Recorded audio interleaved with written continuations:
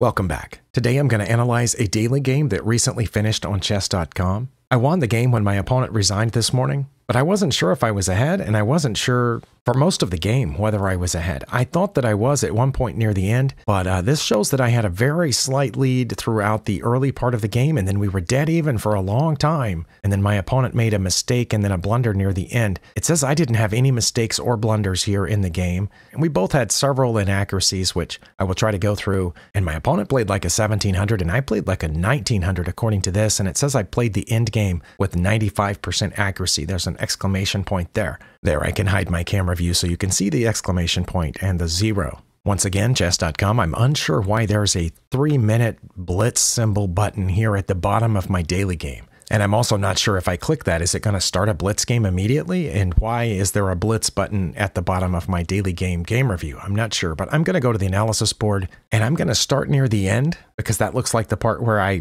technically won the game. And then I'm going to look at the beginning to see all these inaccuracies. Look like most of the inaccuracies were near the beginning. But then there was a long stretch where neither one of us did anything wrong. And then my opponent messed up near the end. Where was their mistake? Oh, their mistake was way back there. So that mistake must not have figured into the outcome. Here is where my opponent resigned. I think it's because they realized I was going to get this pawn and they were going to have a hard time getting any of my pawns. Like I said, I had a suspicion that I might be ahead and that I might have been ahead throughout part of this endgame, but I wasn't 100%. And I knew that if my opponent kept playing it, it would be a while before I could win this. It would probably involve, after I take this pawn, would probably involve bringing my king over here and helping to, to protect some of these pawns as I started moving them down. I assumed they would try to, assault this somehow. And I also didn't know if my opponent could pull off a draw. Let's say I took this pawn and then they moved this rook over and I took their rook and they took my rook. They've still got a pawn and a king in front of all my pawns, and I didn't know how hard or easy it would be to get in there. But if we back up here just 6 or 7 moves to move 43, the eval bar says we're dead even.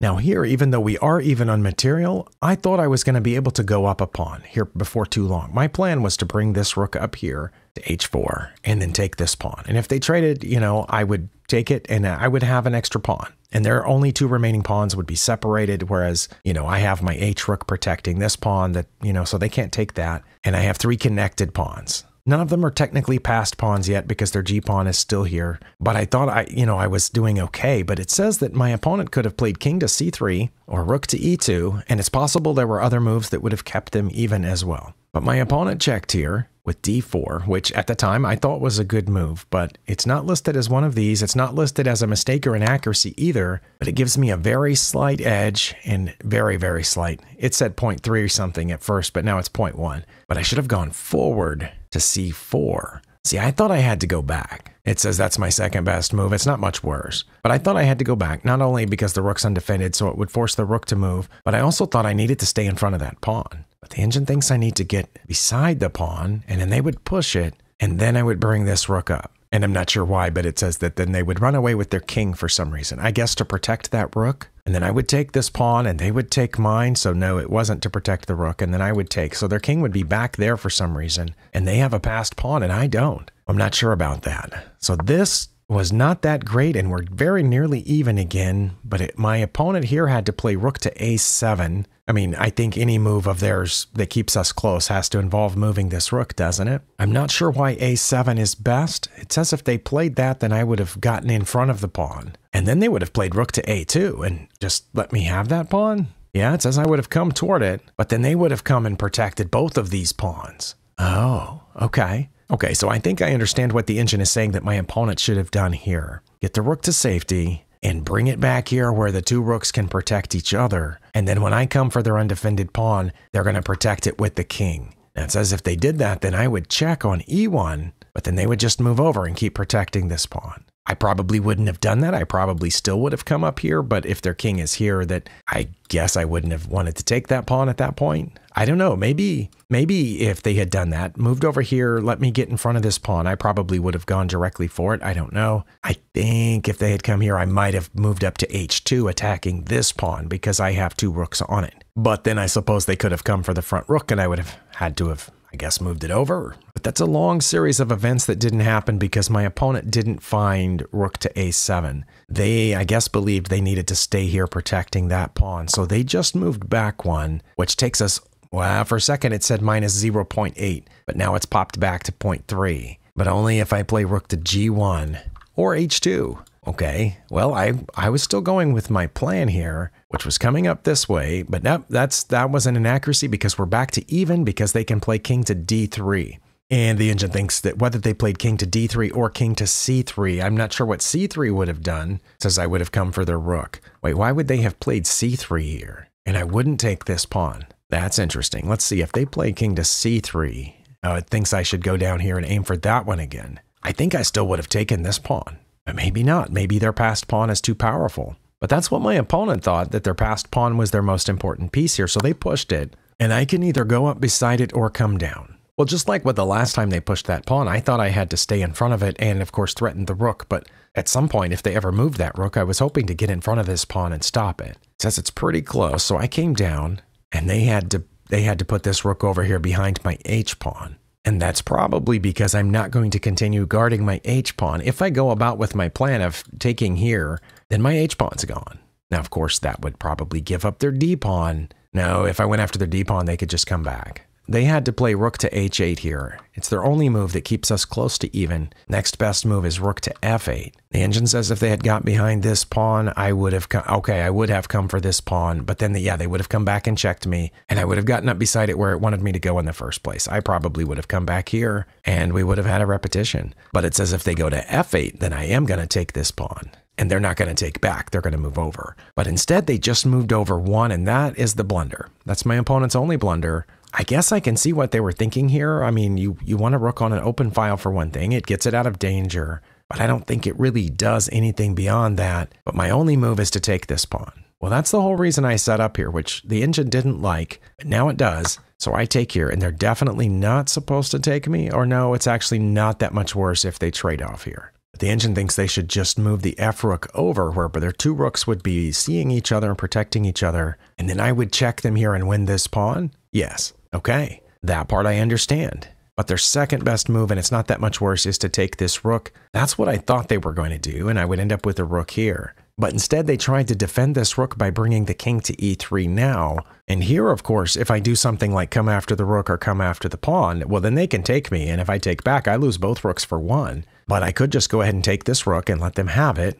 And then it says I might come for this pawn this way, or I suppose I probably would have brought this rook over to come for that pawn. But here I decided since they didn't take me, that I could just check them and get rid of this rook. Because that rook back there's not pointed at anything. This is the rook that's near my king, has been causing me some trouble over here and guiding this pawn down. So if I check here and they take, then I end up with a check and I'm going to get this pawn. And that's what it says. So I guess I chose correctly here. It is their best move to take and my best move to take back. And they're supposed to go to f3. For some reason, king to d3 is much worse. I'm not sure why, and it says either way I would play king to d6, and very soon afterward I would pick up this pawn. It would be a move later if they played their best move. Oh, okay, because if they had played king to f3, and I came toward this pawn, then they could defend it with the rook. I would have to drop my rook back, and then they would run away with that rook, and I would pick up this pawn. So either way, I would be ahead, but for some reason, when they moved here, it's worse, and that's because I guess they can't have this intermediate move, and for some reason, that makes a ton of difference. I didn't see any other move here that made any sense other than pushing the king up here.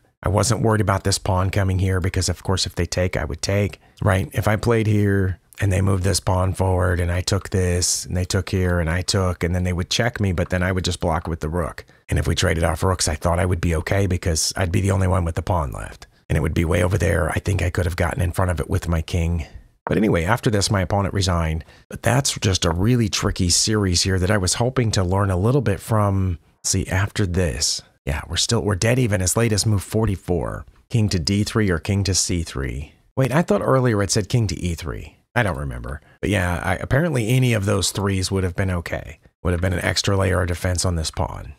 But that was the problem, because even after I went here, I'm still very slightly ahead. Oh no, this was the problem right here. This was the problem, them not playing rook to h8, because that is such a very slight lead. I'm trying to guess whether or not I would have found that had I been playing with the white pieces in this position. Would I have found, the rook to h8 here? It's possible. It is a daily game after all. We have plenty of time to think about it. If, my opponent guessed because of where I've lined my rooks up that I'm coming here, I think they should have been able to guess that my h-pawn would soon become undefended. but I don't know how they would have determined that was the absolute best move. But I think they could have figured out that this wasn't a very good move because now they're not pointed at any of my pawns and they're not pointed at their own pawn. So they gave up two things at once, I think is the problem with that. I want to go back and look at the beginning. Hopefully I can learn something from this. My opponent opened with e4 and I played the French as I have been doing, and it says, you know, they played this. Now, I looked at the book back when I first started playing the French, and it said the thing I should expect the most often from users, not necessarily from masters, but even from masters, would be d4 here. But in my experience, almost everybody has been playing this. I've now played the French, I think maybe 100 or more times, counting rapid, daily, and a few blitz games for fun. Almost everybody's playing this, not d4. And when they've been playing that, oh, the engine says I should play d5 here. Why? For some reason, I thought c5 was better here because that's what I've been playing. But apparently, I can just go ahead and play d5 here, and it's better for me. But see, if I play this, they're going to take it, right? And then I'm going to take back, and then they're going to play d4. And now we're just, okay, maybe I should switch to that. I don't know. But anyway, I played c5, which it says is, oh, now we're in the Sicilian defense. Okay, that's the problem with that, is that I'm not playing the French anymore. It's as if I had played c5 first, and they got this knight out, and then I played e6. And it's the Sicilian defense French variation. Okay, but if we do the variation that I was talking about earlier, it's the French defense exchange variation. I think I understand that. But this isn't much worse, and I think most people that I've faced here, especially in blitz, have played the d4 pawn, but this opponent was apparently hesitant to play d4, and they got this knight out, and since we're in the Sicilian defense French variation, I really wasn't sure what to do. I do know that if I play this d-pawn at any point, my opponent's going to check me here. They also have a knight pointed here. If they ever get their dark squared bishop out, very often, you know, you get hit with this c7 fork, right? And the queen's still here, but it can't do anything about it because their dark squared bishop's guarding that square and their knight hops in. But I was more worried about this coming check. I wanted to play the d-pawn. So I played a6 here, and it is the top move that Stockfish recommends, and it's a book move. I didn't realize that. But still in the Sicilian defense. Okay, I need to fix that and play d5 next time instead of c5 because I did not have any intention when I started playing c5 there to transition or transpose into a Sicilian. Okay, first inaccuracy of the game. My opponent should have just moved this thing up here and then castled a few turns later, or played d4, which I would have taken and they would have taken back. But they played bishop to c4. I'm not sure why they got here pointed at this pawn that's fairly well defended. And I can immediately attack here. That is my best move, to immediately attack that bishop with the b-pawn. I wasn't sure that it was, but it seemed like, what's their bishop going to do if I attack it? If it drops back, well, then I've got it trapped. And if it doesn't, and it goes back the other way, where it should have gone in the first place, well, I had an extra turn, basically. So I think that's the problem with this move and why they should have just played here. Because again, coming all the way here gives me an extra turn because they're going to end up there anyway. So they played there, I played here, and they played there. So it's as if they had done this, and I get another turn, and I got to magically put this pawn here. And that's why I think black has a very slight edge here, is because of that extra turn. Not an actual extra turn, but effectively an extra turn. And because I don't play the Sicilian, I didn't know what the next move would have been here, but apparently it's one of these two. The bishop move made sense to me because my rook's a little vulnerable here. I also wasn't ready to get either one of these pieces out, even though I do want to castle kingside, because if I bring the bishop out now, it's in front of this pawn, and if I only go to e7, well, then the knight's not there, so the bishop has to move again. If I bring the knight out first, then the bishop can't get out, and the knight would have to get out of the way first. So I decided to develop over here. Another reason that I thought about this, and I guess maybe this is what the engine is thinking about, I thought that here in just a little bit, I am going to have to play this d-pawn at some point. They're going to take it. And then they're probably going to play their d-pawn, and I'm going to take it. And their bishop's going to end up right here pointed at my rook. Because when I take their d-pawn, they're going to take back, right? And if their e-pawn is out of the way, then their bishop's going to be pointed at my rook, and I'm going to have to move it. So I decided to go ahead and stop that now. And that did turn out to be one of my better moves. Okay. Now they can play d3 or d4 here, but they played a3 instead. I assume aiming for this, but I'm not sure. And it says I should play b4. Wouldn't they just take it? And then I would take, and then they would have to move their knight. Oh, while I was looking at the line, it switched. Queen to c7 is my best move, but b4 is a little confusing to me, right? Let me follow this up because they're going to take, right? I'm going to take. Their knight's in danger, and it could either go back or to a4, and it says they would play a4, and then their knight's not guarding this pawn anymore. Okay, I understand that. And I would just get that pawn, and then they would play d3, and I would bring the bishop back, but not all the way. I would just bring it back to c6. I don't know, because I would still want to get the knight out at some point. But g6 wasn't good here. Now suddenly the opponent has an advantage. I'm not sure why. Again, I already mentioned, my problem with how to get this bishop and knight out, and I thought, well, what about just fianchettoing and getting the bishop out here? But that's not good. I'm playing over here, and the engine wants me to continue playing over here on the queen side. Either move the queen or b4. This is a problem because they can play d4 now. Oh, I'm not sure why. And it says I wouldn't take, but I probably would. If they had played d4, I'm sure I would have taken it. The engine really wants my queen on c7. That's what it says I would play.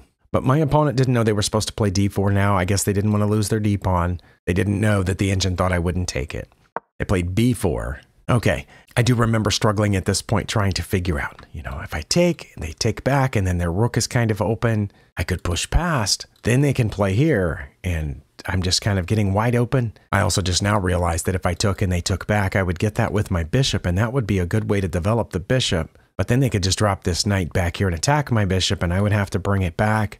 I ended up playing d6 here for a couple of reasons. One is, not only would it help defend that b-pawn that's currently undefended since I never played queen to c7 like it wanted me to earlier, but two, I had already decided to develop my bishop over here to g7, so, there's no reason to have this line open for my bishop. And three, if I played d6 and they took and I took back, and then I developed this, then their knight's pinned to their rook. Maybe not for a long time, but, it would be pinned there for a little bit. d6 does turn out to be my best move according to the engine here, so I guess I'm, glad that I found that. They're supposed to castle, but they developed this bishop, which was probably good. Not too bad, because I haven't developed mine yet. But now I absolutely have to. I know I could play knight to f6 now, and then their bishop wouldn't be quite pointed there yet, but I just decided to go ahead and do this now in case they move that knight, I'd be all right. Now they're supposed to play d4 again. They did not. They took here. I take back. Now they're not supposed to play d4. They're supposed to play d3 or castle. And I know their next move was not a misclick or mouse slip because those don't happen in daily games. There's a setting in daily games where when you make a move, it asks you to confirm. So I know that they weren't intending to play d3 and accidentally hit their bishop. They just moved their bishop there. That move I could not explain. It just looked like an invitation to come after it with this pawn. But the Stockfish says no. I should have just gone ahead about my development, which is probably smart. But I just came after the bishop, lost most of my advantage, and then they went back. So that's twice. This bishop came out here for no reason and allowed me to push this pawn. Then it came up here, allowed me to push this pawn, and it ended up here anyway. So that's at least 2 wasted moves with that bishop. It's now moved 1, 2, 3, 4 times when it could have got here by just moving 1 time. But for some reason, this time coming after it with the pawn was not a good idea. I did play my best move here because I developed the knight while still keeping this bishop on the diagonal, and I'm prepared to castle. Now my opponent played d4. They weren't supposed to. They were supposed to play d3 or castle, but when they played d4, I thought for sure I had to en passant here, but I should have castled or developed the other knight, and I would have been ahead and just let them have these 2 center pawns? Really? Oh, I don't know about that. Okay, well, we're out of the opening now, I guess. We're pretty much in the middle game. We're certainly out of book at this point. How much did it set me back when I en passanted that? Okay, I lost most of my advantage. If they take back with the c-pawn, okay, that's why. I get it now, because if they had taken back with the c-pawn like they were supposed to, they still have both of these, but I don't have the c-pawn anymore. Backing up to here, they have the 2 center pawns that I was talking about, but I have this c-pawn keeping things from coming in. Okay, that makes sense. And I can attack their d-pawn with my knight, which is already under attack. If they push it forward, I have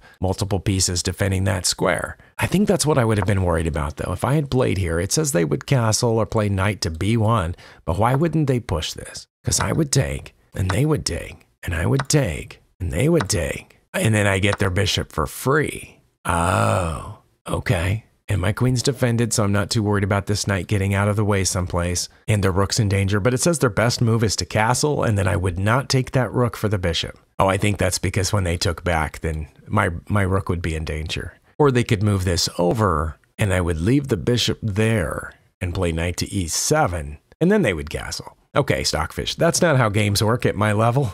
That's not how things work. I'm positive that right here they would move this rook over, and if I played here, they would take the bishop. I don't know, then I would get a free knight. I don't know. But I'm pretty sure it wouldn't happen like Stockfish thought. Okay, so after that, the reason that I was still okay here is because they took back with the queen. And so when I castle, I'm set up. My bishop's on this long diagonal, my bishop's on this long diagonal. They can trade queens if they want to, or they can get out of the way or castle. But they castled. I developed the knight which I should not have done. 3 or 4 turns, it says that was my best move, but now when I did it, it's inaccurate, and they still should have moved this rook out of the line of my bishop, or put that knight back there. Interesting. Okay, well, this was a pretty complex game, as you can see, and I can definitely tell why the game review said that we both played way beyond our ratings here, 1700 and 1900. At no point, even their blunder or their mistake, nothing was a piece giveaway. Right? When we go back to the point of their only blunder, it's not like they gave away a piece. They just moved it to the wrong square. And it just would have been better to go further. Wow. Well, I'm impressed with the way that we played. I can't say for sure that I understand all of even those inaccuracies, but if I had played slightly better through that section going from the opening into the middle game, I would have never had to worry about this slightly more complex endgame, apparently. But I played well enough to keep it even until very late. Right before that, we're even. Okay, well, good job to my opponent, Carpa Tova, who it says is from Spain. Good job. We had a really, I guess, high-level game, at least, compared to us. I don't mean high-level compared to Masters, but high-level compared to my level. No intermediate or elementary blunders, as far as I can tell. Everything here was advanced. All right, I don't know if I learned anything specific from this game, but I think just the daily action of going through chess moves and seeing what maybe would have been better and what maybe would have been worse and so on, I think that helps, my brain to think about chess in a better way. I hope, because otherwise, what am I doing here? Thank you for spending your time here. I'll see you next time.